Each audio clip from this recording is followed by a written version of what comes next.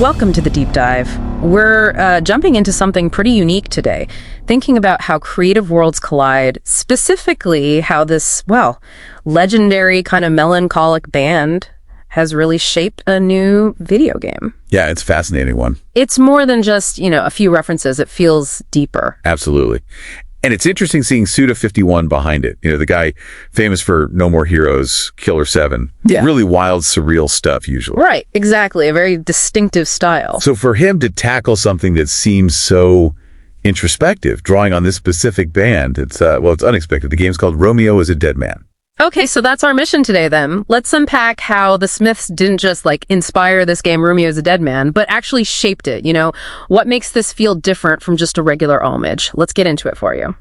The first thing that grabbed me was hearing it described as a playable version of a Morrissey lyric. That's quite a statement. It really is. It immediately sets a tone, doesn't it? Yeah. What jumps out first for you and how they capture that Smiths feeling? Yeah. I think right away it's got to be the setting and the main character. Yeah. So the game drops you into this city, Salford. It's all rain-drenched, very surreal. And Salford, that's a huge nod to Manchester, obviously, the Smiths' home turf. Okay, right. Sets the scene immediately. And then there's Romeo himself. He's this hitman, very laconic, doesn't say much. And get this, he only takes jobs through handwritten letters. Wow, okay. That definitely leans into that weary romantic vibe you get sometimes. Exactly. And the world around him, it's supposedly filled with characters actually named after Smith's B-sides. D-sides, that's a deep cut. Isn't it? So it's not just the hits. Yeah. And the whole place is just thick with this existential dread. Yeah. Plus those iconic jangling guitar sounds are apparently everywhere. So it's more than just dropping names in places. How does it really become the Smiths thematically? Well, that's the core of it, right? It's not a surface level. The sources suggest everything. The look of the dreary cities, the dialogue, which is apparently quite biting and self-aware. It all ties back directly to their song themes. Heaven knows I'm miserable now, or how soon is now. That sense of yearning, isolation. The game apparently tries to make you feel that specific kind of mood, that introspection. It's like translating the lyrical feeling into something interactive. Okay, that makes sense. But translating feeling is one thing. The gameplay mechanic sounds wild, this despondent attack. Yeah, that's maybe the most Suda51 part of it. So instead of guns or swords primarily, Romeo uses an acoustic guitar. An acoustic guitar, yeah. He plays these specific kind of sad chord progressions. Yeah. And doing that actually demoralizes the enemies. It stuns them, leaves them open. That's really different, using melancholy as a weapon. But I wonder, does that get maybe repetitive or just kind of draining for you as the player, fighting sadness with sadness? That's a fair question.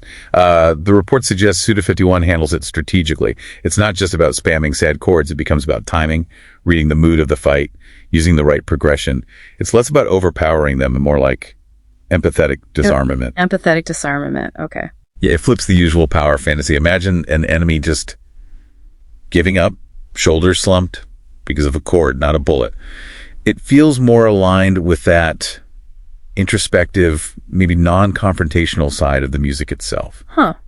That paints a really vivid picture. And this is all wrapped up in a visual style that blends, hand-drawn characters with realistic backgrounds. That's right. Stark character art against these almost photoreal, moody settings. It sounds visually stunning. So it really aims to be this complete package, this unique experience for you, pushing boundaries. Definitely. People are calling it an interactive art piece, a real love letter to the Smiths, but seen through Suda51's very particular kind of chaotic lens. It really makes you think, doesn't it? It does. And it leaves us with this question, right? If a game can genuinely be a playable lyric, what else is possible? What other kinds of art could be reimagined like this as these immersive experiences?